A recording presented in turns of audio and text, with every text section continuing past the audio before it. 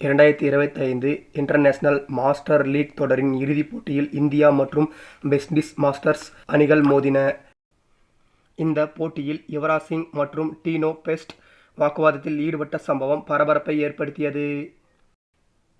இந்த இறுதிப் போட்டியில் இந்திய அணி 6 விக்கெட் வித்தியாசத்தில் வெற்றி பெற்றது.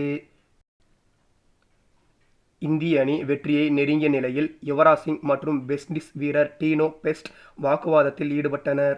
அப்போது பிரையன் லாரா, பில்லி பவுடன் மற்றும் அம்பத்தி ராயுடு ஆகியோர் அதை தடுத்து நிறுத்தினர். இந்த போட்டியில் முதலில் பேட்டிங் செய்த வெஸ்ட் இண்டீஸ் மாஸ்டர்ஸ் அணி 20 ஓவர்களில் 7 விக்கெட் இழப்பிற்கு 148 ரன்கள் எடுத்தது. அந்த அணியைச் சேர்ந்த லெண்டில் சிமன்ஸ் 41 பந்துகளில் 57 ரன்கள் சேர்த்தார். டுவைன் ஸ்மித் 35 பந்துகளில் 45 ரன்கள் சேர்த்தார். அடுத்து இந்தியா மாஸ்டர்ஸ் அணி பேட்டிங் செய்தது. சச்சின் டெண்டுல்கர் 18 பந்துகளில் 25 ரன்கள் சேர்த்தார். துவக்க வீரர் அம்பத்தி ராயுடு அதிரடியாக ஆடி வந்தார்.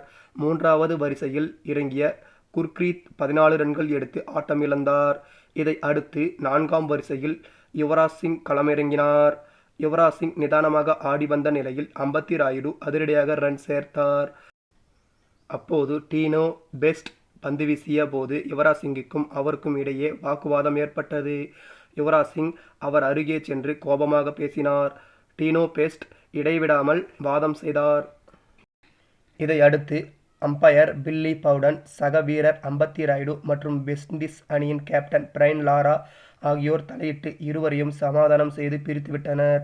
அந்த ஓவரில் அம்பத்தி ராயுடு மற்றும் யுவராஜ் சிங் இணைந்து 12 ரன்கள் சேர்த்தனர். இந்த போட்டியில் டீனோ பெஸ்ட் 3 ஓவர்கள் வீசி 34 ரன்கள் விட்டு கொடுத்திருந்தார்.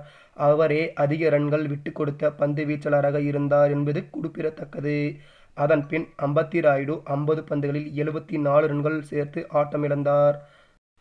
அவர் 9 பவுண்டரிகள் மற்றும் 3 சிக்சர்கள் அடித்திருந்தார். யுவராஜ் சிங் கடைசி வரை ஆட்டமிழக்காமல் நின்று 11 பந்துகளில் 13 ரன்கள் எடுத்தார். இந்தியா மாஸ்டர்ஸ் அணி 17.1 ஓவர்களில் வெற்றி இலக்கை எட்டி 6 விக்கெட் வித்தியாசத்தில் வெற்றி பெற்றது.